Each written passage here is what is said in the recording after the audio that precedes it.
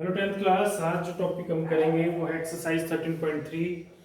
13.3 एक आसान ही एक्सरसाइज है और छोटे छोटे फॉर्मूलों पे बेस्ड है।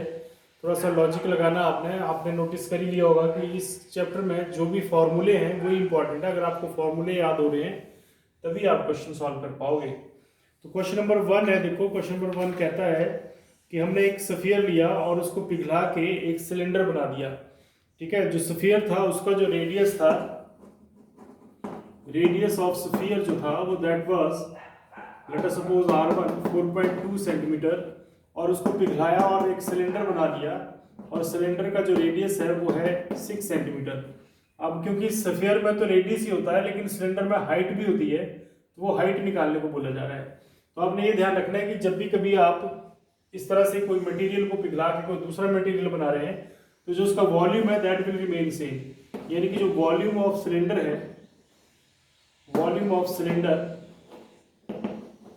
that will be equal to the volume of sphere।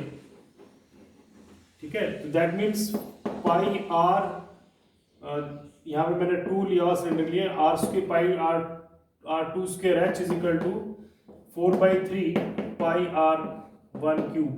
अब आपके पास पाई से पाई कट गया और यहाँ पे आ गया 6 into 6 into h is equal to 4/3 4.2 into 4.2 into 4.2, यानी कि h आ गया आपके पास 4/3 into 4.2 into 4.2 into 4.2 divide by 6 into 6। ये इसके नीचे चले गए है ना। इसके बाद आप इसको काट लीजिएगा, जो भी होगा that will be your answer. That means that will be your height of the cylinder form. अब इसी तरह से क्वेश्चन नंबर 2 है। क्वेश्चन नंबर 2 में बोला जा रहा है कि आपके पास छोटे छोटे सफियर्स हैं 6 सेंटीमीटर 8 सेंटीमीटर और 10 सेंटीमीटर के, और उन सफियर्स के मिलाकर पिघलाकर एक बड़ा सफियर बनाया गया है। ठीक है, तो आपको बोला जा रहा है कि बताओ कि बड़ा सफियर जो होगा उसका रेडियस क्या होगा। तो इसका मतलब ये हुआ कि जो वॉल्यूम है, volume of bigger sphere that will be equal to sum of volume of small spheres। That means आपको पता है स्फीयर का वॉल्यूम था 4/3 pi r cube is equal to 4/3 pi r1 cube plus 4/3 pi r2 cube plus 4/3 pi r3 cube. अब 4/3 पाई सब cut गए, r cube आ गया, r1 cube plus r2 cube plus r3 cube. ठीक है, वैल्यू भर दीजिएगा 6 cube plus 8 cube plus 110 cube, तो ये r क्यूब आ जाएगा। इस तरह से आप इसको सॉल्व कर लीजिएगा, जो भी आएगा सम करके, और उसके बाद आपने फैक्टराइज करके इसका क्यूब रूट में निकाल लेना है। ठीक है, तो जो आपके पास आंसर होगा that will be your radius of the bigger sphere. अब क्वेश्चन नंबर 3 क्या कहता है, देखिए क्वेश्चन नंबर 3 कह रहा है कि आपने एक वेल यानी कि कुआं खोदा। ठीक है, 20 मीटर डीप है और 7 मीटर डायमीटर उसका, और उसको आपने डिग किया।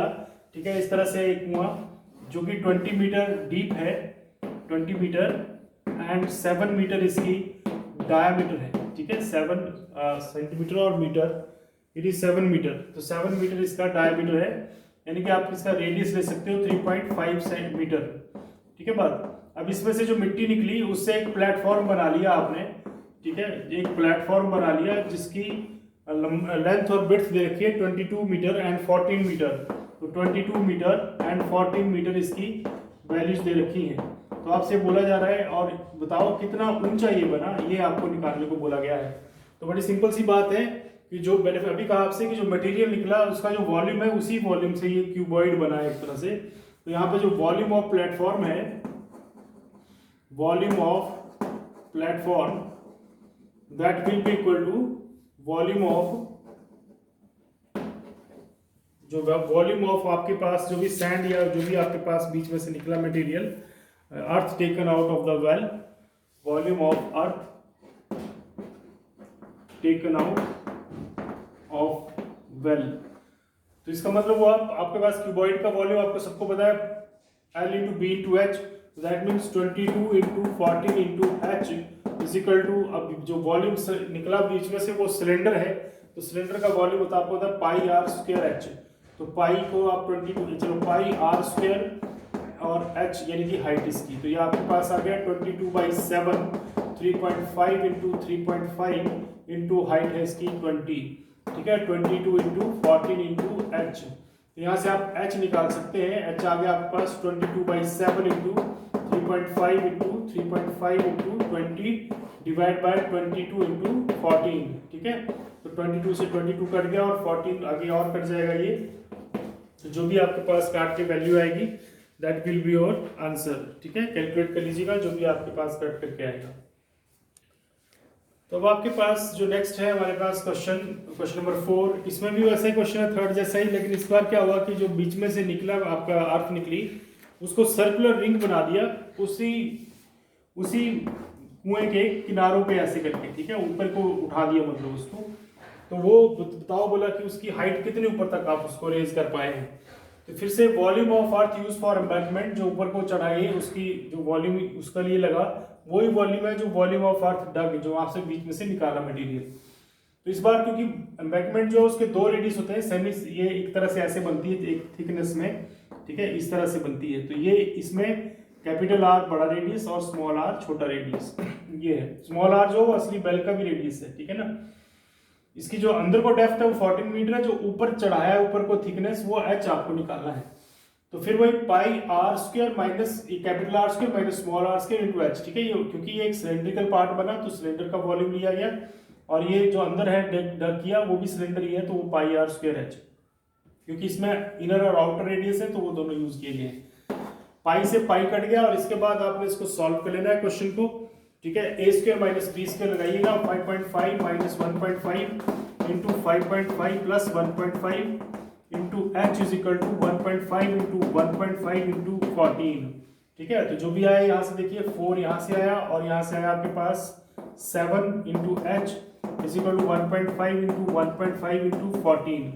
एच आ जाएगा आपके पास 1.5 into 1.5 into 14 divide by 4 into 7। तो इस तरह से आप इसको कैलकुलेट कर लीजिएगा, तो जो भी आपके पास आंसर आएगा दैट विल बी और the height of the embankment, ठीक है। तो ये क्वेश्चन नंबर 1, 2, 3 एंड 4 हो गया हमारे पास एक्सरसाइज 13.3 के। अगले जो क्वेश्चन है वो हम कल के लेक्चर में करेंगे, ठीक है। सबने ये अच्छे से करना है, रिपीटेडली आप देख सकते हैं इस वीडियो को ताकि आपको अच्छे से समझ आए, ठीक है।